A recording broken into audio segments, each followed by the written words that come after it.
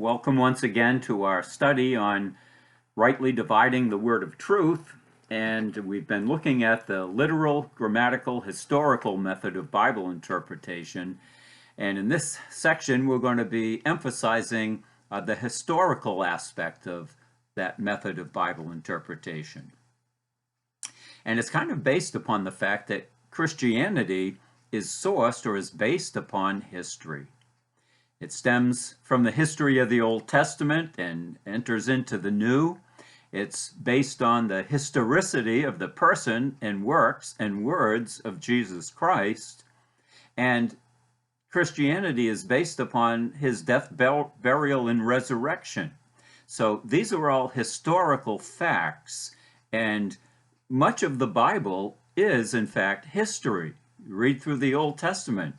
Book after book, they're historical in nature. And by historical interpretation of the Bible, we mean that a passage is to be understood in the light of the history and the culture and customs of any particular point in history. For example, if you're going to interpret a book, you need to understand the historical setting of the author. You know, the Old Testament, if you're going to read the prophets, their words are really unintelligible apart from at least a basic understanding of the history of what was going on in the background at the time in which they wrote.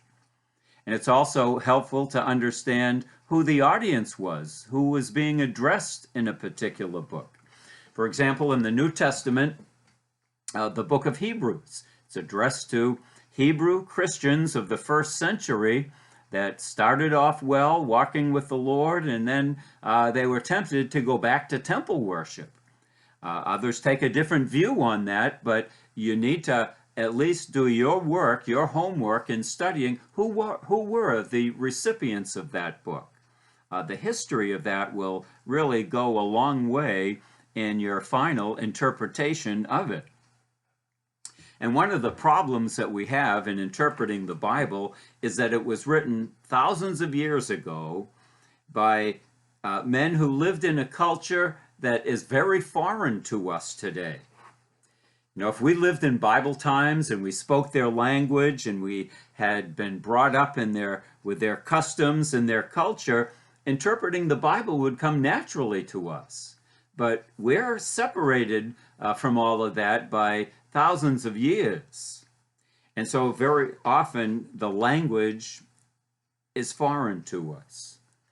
So if we want to discover in our study of the scriptures, it also includes a study of the culture, the customs, and the history that needs to be incorporated in our Bible study. There are lots of good books like this one. It's called the Manners and Customs of Bible Lands. There's another one, Illustrated Dictionary of Bible Manners and Customs. There are lots of good books along this line that will be helpful in interpreting especially certain passages and maybe some expressions that are foreign to us.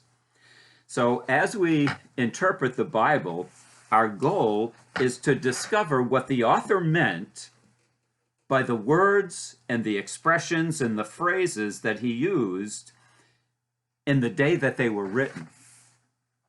You know, for many years, Bible scholars thought that the Greek of the New Testament was a very specialized form of Greek, that it was some kind of a special holy language.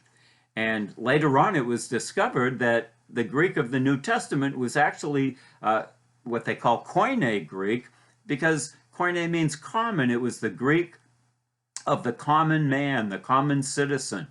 So it wasn't some special elite language, a holy language for elite scholars, but rather it was ordinary language for ordinary people.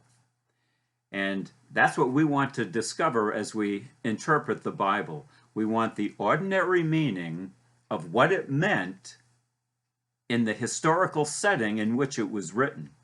What the author meant by those words when he penned them, and what the readers would have understood in the day that they read it, the original readers. So to properly interpret the Bible, It's helpful for us to know the history, the culture, maybe the geography and the customs of those days. And so it's important for us, if we're reading through a book of the Bible, just ask yourself, what time period is being discussed here?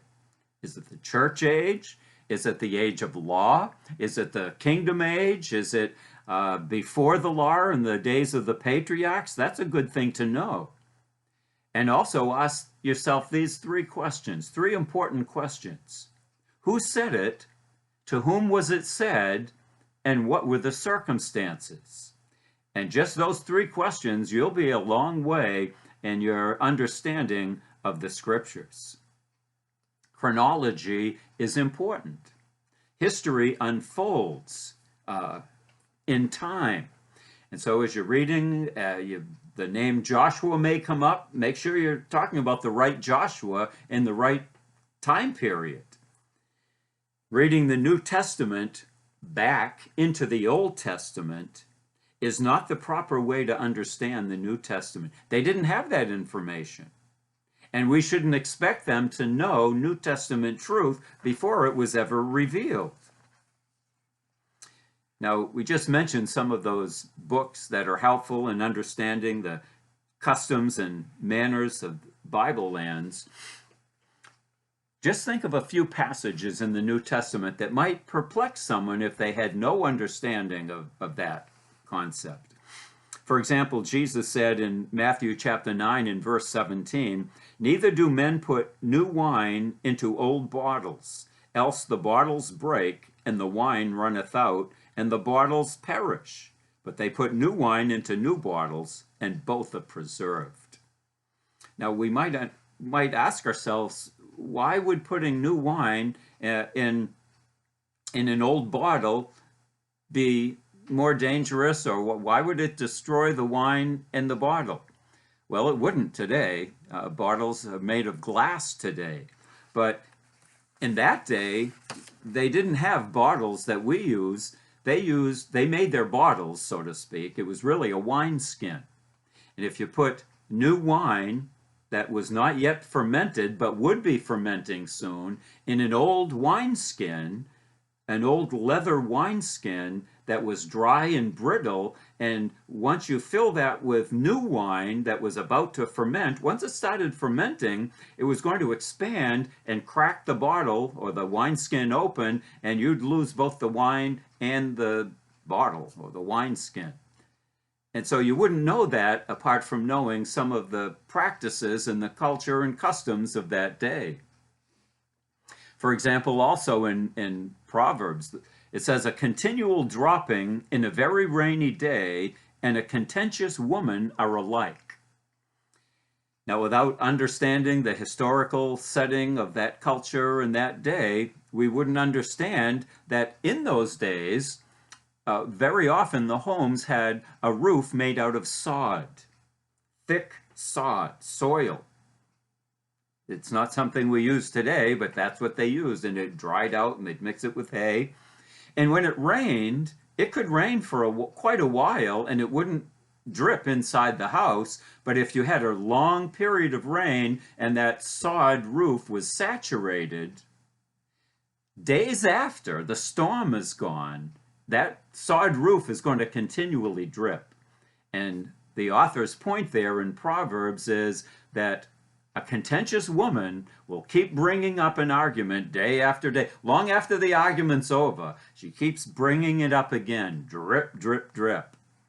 You wouldn't know that unless you had some background in this setting. Here's another example. In Ruth chapter 4 and verse 8, it says, "Therefore the kinsman said unto Boaz, Buy it for thee. So he drew off his shoe." And you might scratch your head and say, what in the world does that mean? He wanted to buy something, so he took his shoe off. Did he keep his money in his shoe? Well, no. It doesn't make sense for us today, but that was the practice in that day.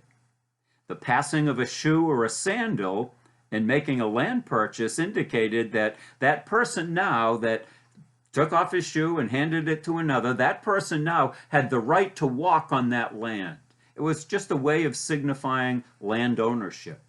But you wouldn't know that apart from knowing something of the history, the historical setting, the culture, the expressions that were used in ancient times. We may not use those expressions anymore, but they had a specific and a meaning in the day that they were used. And so our interpretation, or our goal in interpretation, is to find out exactly what the author meant by the words that he used and what those words meant in the day that they were written.